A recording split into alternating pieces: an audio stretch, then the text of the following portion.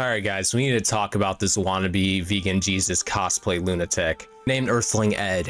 And I know some of you might be scratching your heads wondering, first off, who the hell is Earthling Ed? And secondly, why do we need to talk about him? Now, I've already made a video on Earthling Ed, so this is kind of my follow-up, my part two, because we will be discussing a similar topic from that previous video, as well as many other things around Earthling Ed. So to give you the TLDR on who he is basically the head of the cult, is the way I like to describe him. And for the members of this cult, I'm of course referring to the philosophical, annoying vegans. Not all vegans, just the philosophical, annoying ones, which are the ones that you're going to see on social media telling you that you're worse than Hitler because you had a hamburger from McDonald's. Those are the ones we are discussing. Now, he is very, very important to the ethical vegan movement, the philosophical vegan movement, because he not only has the biggest platform next to PETA, of course, but he has also written a couple of different books that outline not what you think, actually. You would think that maybe these books are, just teachings of, what it is to be ethical to animals, what it is to be vegan, because that's what you would expect from a normal community, right? That wants to teach about the things that this particular lifestyle believes in. But no, it's more like vegan propaganda and other things that the media lied to you about or something. I probably got the name of it. I actually went off the top of my head. I know I'm showing the picture of it, but I just went off the top of my head for that. I think I was close though. And then the other one is, let me see if I can remember, how to argue with carnists and win every time. Yeah, if that doesn't communicate self-righteous, narcissistic asshole to you, then I don't know what does. Because at the end of the day, if being vegan is just a lifestyle choice for you and your family and the people you position yourself around, then why do you feel the need to argue with people of opposing beliefs? I don't think people are trying to challenge you on your veganism, so why do you need to be prepared with arguments? Oh, I know why. It's so that you guys can go out there and attack carnists and people that are not as well equipped to deal with these type of debates because they don't really think about them. They don't make it their entire personality. You go out there and attack them, and then you make them look stupid because they don't know how to fight you back because you read Earthling Ed's book on how to fucking argue with those carnists and win every time. And guess what? I bet it does work. Not because there's no arguments for the carnists. It's just because they aren't well equipped to deal with this because they have more things in their life to worry about than making their diet their entire lifestyle. But this is what Earthling Ed does. He teaches his followers how to defeat those nasty, dirty, grimy gremlins called carnists in debates, make them look stupid, and make them turn vegan, because why wouldn't you be vegan after you got educated by a vegan themselves? Once that happens, you have to be vegan. Yes, believe this or not, guys. In my comments, I've seen so many from these types of vegans commenting on my videos being like, you already got educated by Vegan Gains. You already got educated by Tosh Peters and Miss Katie. Why aren't you vegan yet? Like, that's not how it works. I don't know how they created this weird delusional fantasy world where if they somehow in their minds beat you in an argument or educate you that you have to become vegan, like it's law. Like, sorry, I don't make the rules, but once this happens, like, you just have to be vegan. That's how it works. No, not quite. And plus, that has never even happened in the first place with me. As much as in their delusional minds they like to act like it has, it hasn't. If you guys go watch that Vegan Gains debate, you'll see very, very clearly Vegan Gains didn't win shit as much as they want to pretend that he did. But anyway, Earthling Ed along with PETA are really the ones that teach about this type of activism, this type of preachy, offensive, violent, aggressive, belligerent, active veganism. And I know that because Vegan Ed's books have sold tens of thousands of copies. And you guys got to remember, significantly less than 1% of people across the world are vegan. And yes, that does put the number in the millions, but also only a certain amount of those have much of a social media presence. And those that do, a good chunk of them consume Earthling Ed content, whether it's his videos, whether it's his books, whatever it is. And that's why when I first covered Earthling Ed, a lot of the vegans that low-key watched my videos just because of selfish reasons, because I was mostly just referring to the three main evil vegans, right? That Vegan Teacher, Vegan Gains, Tosh Peterson, and about how they are destroying veganism, right? By being zealots, by being oppressive, by being aggressive, by attacking people, by having these insane ridiculous takes, these belligerent views, this evil, intolerable persona, which looks bad on veganism as a whole. So when somebody like me is just talking shit about these particular people, it looks better for vegans. And again, when I originally started making that content, I really was like trying to defend veganism and be like, yeah, most vegans aren't like these guys, like these are the assholes. But the interesting thing is, the more and more and more I made these videos, the more of these philosophical vegans came out of the woodwork, you know, attacking me, attacking my point of view. And then once it kind of started to get in my head that, these apples don't fall as far from the tree as I thought. Now, I'm sure there's plenty that have fallen much further, but I realized that is a completely separate category of vegans. That category are the people that choose to be vegan for themselves. They choose to do it for health reasons. They choose to do it for their own moral reasons. And it has nothing to do with the cult at all, the cult vegans. In fact, those people, despite having the same beliefs in a way as vegans, while not sharing all of them, not the like everybody should be vegan, and if they're not, they're Hitler. But even then, when they do have that, they're still not considered vegans by the vegan cult. They're just referred to as plant-based, which is incorrect as well, because people that are plant-based may still use some non-plant-based products like a leather handbag, whilst these people that are vegan, they won't do that either. But because they don't identify with the church rejects them, the church of vegans. Now, I've already been rambling quite a bit here without even getting to the video, so I apologize about that. So I'm going to hold those other thoughts I have, and we'll get back to them in a moment. If your ultimate goal is to get to the place where you can raise and process your own animals to eat, then I think that's great, and I really hope that you can get there. Starting small, and remind yourself where your heart needs to be. We like to always send our animals on with a silent gratitude prayer. This is the height of human arrogance, believing that a symbolic and meaningless gesture can transform a cruel and violent act into a virtuous and compassionate one. She is not a killer. No. She's not an oppressor. Of course not. She is instead a gatekeeper. She is able to channel compassion and love through the killing that she inflicts upon these animals, and they offer their lives as a generous donation because of the compassion and love that they are receiving from this person who is killing them. I mean, how twisted, how sick, how irreverent, how wrong to kill animals and then to be so arrogant that you think that you praying for them means that they are offering their lives to you.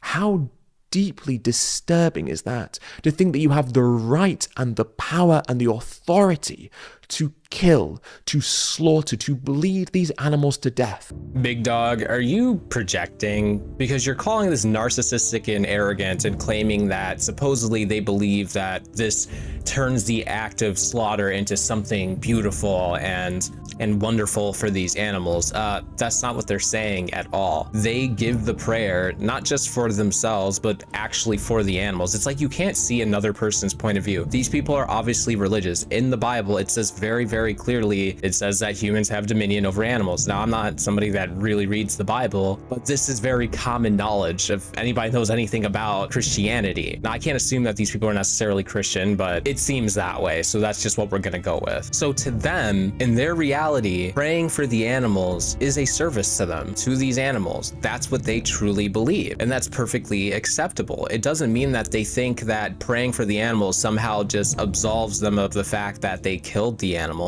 It's just an act of paying respect to something that has given its life for yours, which isn't that difficult to understand. This is something that was very common with Native Americans, for instance, and many other civilizations of people well before we inhabited this earth. They would kill animals and then they would say some sort of prayer to them, to whatever god they believed in, you know, to be like, thank you, you know, thank you for the nourishment. That is paying respect to the animals that died. There's nothing wrong with that. But of course, being this self-righteous vegan asshole, you want to spin that and make it look like this terrible, arrogant, narcissistic thing, when the only narcissistic, arrogant person here is you. I cannot fathom for a second that animals are dying and people are slitting the throats of these animals and then easing their guilty conscience because they're praying for these animals. And through their arrogance and narcissism, they think that these animals are grateful. Again, how is praying for an animal arrogance and narcissism? How is paying respect to an animal that is going to be your food and nourish you, that you had to take their life so that you may continue yours, as all things do? How is that arrogant and narcissistic? That doesn't make any sense at all. Narcissistic, self-righteous, and egotistical drivel that is just further trivializing the needless violence that has been inflicted upon animals. They appeal to a form of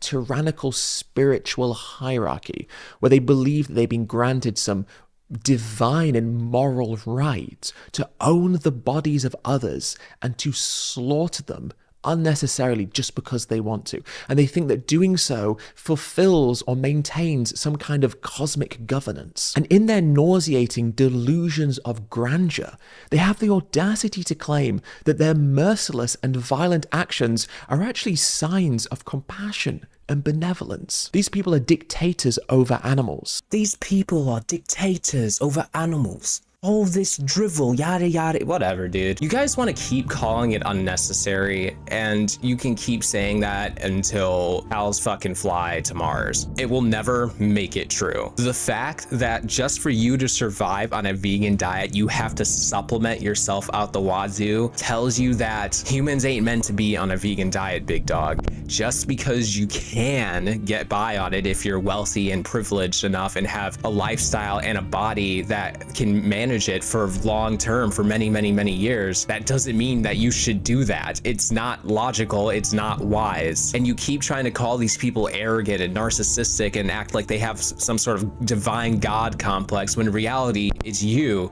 sitting in front of us talking like you're some kind of superior being, omniscient fucking vegan Jesus, when in reality, you are the most self-righteous, narcissistic, arrogant person I have ever seen on the internet. Just straight up. Like, at this point, I'm convinced you got Kanye beat. I mean that. These people don't think that they're God. These people don't think that there's some superior life form.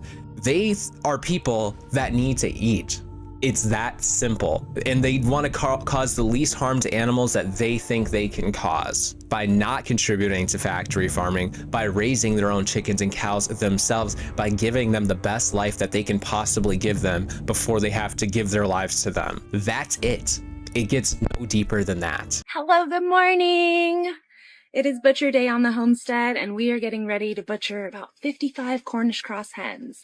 So let's go get the chickens and get set up. This is a level of creepiness that even Hannibal Lecter would envy. This is a level of creepiness that Jeffery Dahmer would be perturbed by. In fact, you know what, actually, I really disagree with the Hannibal Lecter thing. I know it's a hyperbole, obviously, but I think Hannibal Lecter would probably just be like, oh, cool. Have you tried human? I mean, this is so unnerving and frightening. The ease with which this lady disassociates from the violence that she is inflicting. It's as if the taking of life has no depth to it, no meaning, no consequence. She approaches slaughter with such irreverence, such a disrespect to what it is that she's actually doing, what it actually means for these animals who are being slaughtered. She views her actions in such a way that she thinks that people will admire her for what she's doing. She's filming this and uploading it to social media as a piece of content because she's expecting people to like what she's doing, to tell her that what she's doing is a great thing. She's not thinking about this from an ethical perspective. She's thinking about this from her own perspective. She thinks this looks good on her. And in this video, she uses the word butchering, which is a very common word for homesteaders to use. Rather than slaughtering or killing or massacring, they say butchering. It's almost as if they take the animal alive and then we see them once they've been butchered, and the middle part, the important part where they've been slaughtered, is just kind of omitted from the video, but also omitted from the psyche. So this opinion, I feel like, is just coming from a privileged asshole that never in their life experienced any hardships, never experienced like not being able to eat every night, you know, something along those lines. And here's the thing, when you are a homesteader, you're somebody that raises your own animals for food, yeah, you have to disassociate yourself because yes, there's going to be some inherent guilt. If there isn't some inherent guilt for taking a life, then you're a psychopath. It just plain as day. That's just how it works. At least in today's day and age, because you're taught that killing is bad. And also, you know, we live around animals. We live around our cats, our dogs, our birds. You know, some people that actually have chickens, they don't use them for food. Like all the ones that they keep to themselves are more like pets. They're more like companions. And yeah, they'll eat their eggs and stuff. And then they might still eat chicken from that sourced elsewhere, but just not their own chickens because they have a bond with those chickens. It's really not that surprising that for somebody that's going to raise and kill their own animals to want to somewhat disassociate from that to some degree, because yeah, you would have probably a guilty conscience for most people because it is still killing something, which is not exactly something that most humans are very proud of or enjoy doing. But there's plenty of things that people do on a daily basis that they don't necessarily enjoy doing, but they have to, like going to fucking work. 90% of people in this country got a job and they go to work. They don't necessarily want to go to work, but they do it because they have to. It's that simple. And in this case, they have to eat, and they have to eat meat and animal products to be healthy. Because even if they decided they wanted to be vegan and supplement out the wazoo, there's a good chance their body won't like that. And then the health complications start rolling in, and now they've shortened their lifespan, contributing to this stupid, ridiculous, restrictive diet of a bunch of cultists. Who wants to be a part of that community? I sure as hell don't. And now the part where he's talking about her like sharing this on social media to be like, hey guys, you know, this is how I do things, and I skip over, like she skips over the killing part. Well, first off, probably TOS, you probably don't want to talk about killing and showing yourself killing things on TikTok, because I'm sure that will get your video demonetized and probably not shown to millions of people like you want it to. It's better to skip over those types of topics in the current climate of the internet, just because terms of service and your audience, like most people don't necessarily want to see you cut off the head of a chicken. It's just that simple. Why would she show that?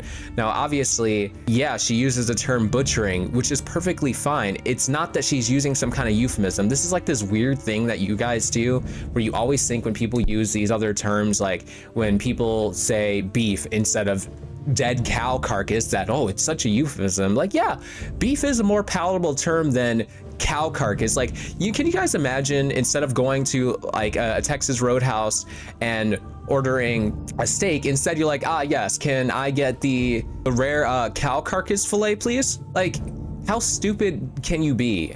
We use these other terms because they're simply names for the food that you eat. When you say chicken, I mean, chicken's actually a good example. There's not really too many euphemisms for chicken. You know, you're eating chicken nuggets, you're eating chicken breasts, you're eating chicken thighs. And I guarantee you the reason for that is because it doesn't sound as awful to say chicken thighs or whatever versus like, yeah, I want the cow tongue, please.